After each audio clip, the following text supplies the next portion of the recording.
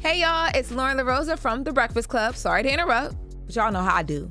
So I'm here to talk about Top Dog Law. Y'all hear Top Dog Law all over your radio, and I know by now that if you want top dollar, you should also know this. You gotta call Top Dog Law if it's about your car accident. Don't let these little family lawyers finesse you into a little check. Shouldn't nothing be little this season. Remember, for any serious accident, injury case, Top Dog Law gets you top dollar. So make sure you call today to find out what your car accident, your slip and fall, or your construction accident case could really be worth.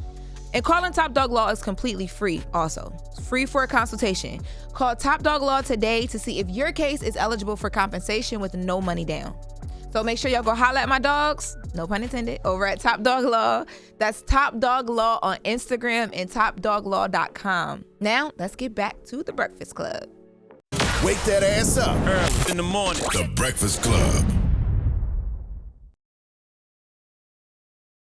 Good morning, everybody. We are The Breakfast Club.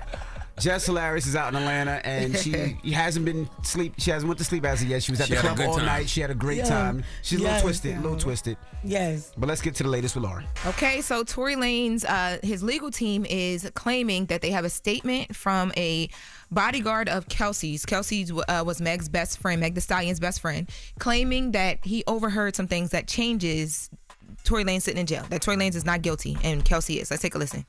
Not long ago, Unite the People was approached by a gentleman named Bradley James. Mr. James informed us he was working as the bodyguard and driver for Miss Kelsey Harris during Mr. Peterson's trial. As such, he was in close proximity and he had privy to conversations she was having with her husband and others. Mr. James informed us he was not under a non-disclosure agreement or a confidentiality agreement and was free to speak with Unite the People.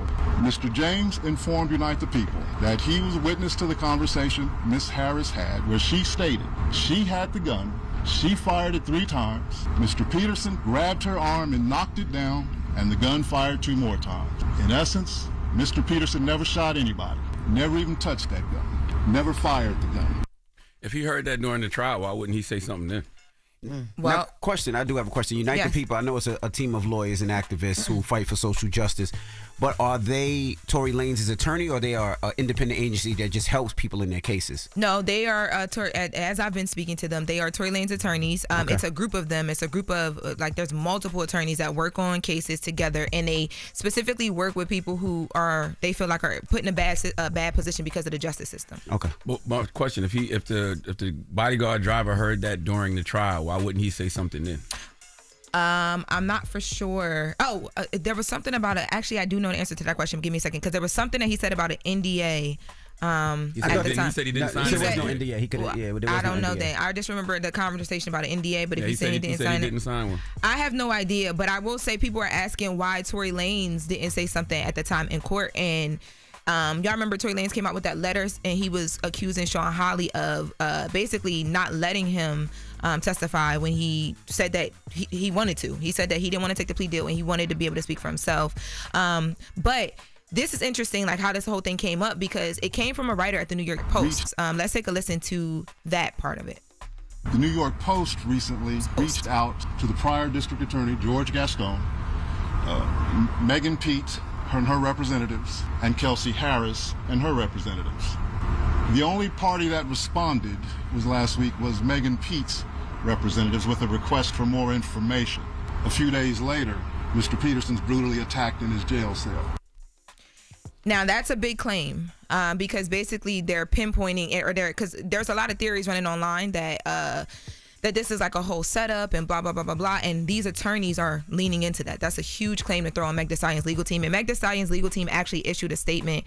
They sent us a statement, and the statement basically said that this was already decided in court and they're not going to go back and forth. Alex Spiro said Tory Lanez was tried and convicted by a jury of his peers, and his case was properly adjudicated through the court system. This is not a political matter. This is a case of violent assault that was resolved in the court of law. I mean, that's right. I mean, none of us really know what happened that night. We weren't there. But just like the attorney just said, Tory was found guilty in a court of law. And you just look at the evidence. Megan's testimony, medical records that confirm she had bullet fragments in her feet, the apologetic jail call from Tory, the neighbor who testified that they saw Tory fire the gun, the forensic evidence because the gun used in the shooting was found in Tory's vehicle.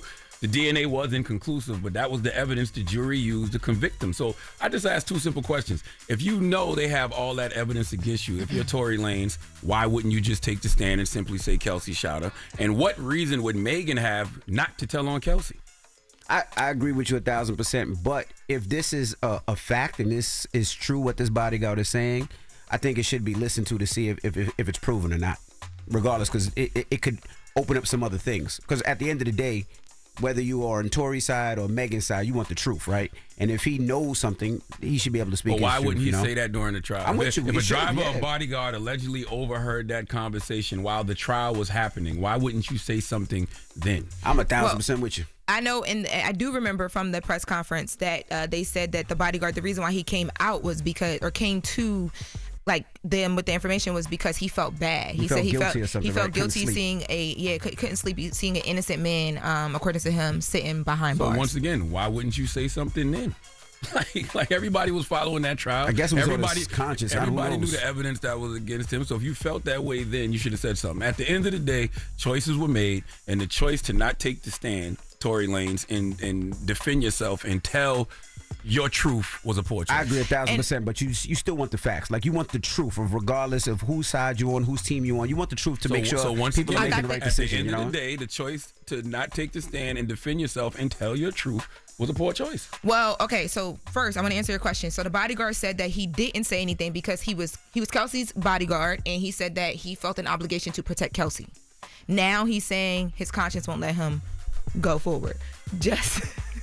Yo, let freedom ring. And y'all thought I was asleep, yo. No. All I'm saying is he got stabbed hella times, and that's sad. Y'all playing the wrong instrumental for this sad stuff, yo. Lights, camera, action.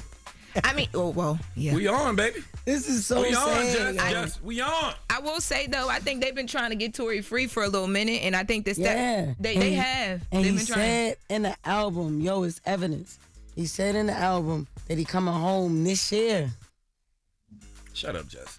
Well, He did say that. I swear he said that. Y'all ain't listen to the album. He said he coming home this year. The funny part is y'all can't see Jess, but she'll fall asleep and then she'll just pop up and Ain't nobody falling asleep. Freedom ring. Let freedom ring. Jess was resting her eyelids, and then we threw it to her. She said, "Let freedom ring." She knew exactly what to say. Thank you. Look what I was going with Diddy. You was in Diddy's case. We ain't doing Diddy? I was. Yeah, we're gonna get to Diddy. We need some time for Diddy and all of the things. Everyone do Diddy so bad, yo. You already did them. Wait till the tapes come out. You see how he did them. want to do Diddy? You didn't hear about the lady who said it was as big as a Tootsie Roll that just filed a new lawsuit? You better relax. What you mean a Tootsie Roll? Look, he's excited now. What you mean a Tootsie Roll? We'll get to that next hour. That's little.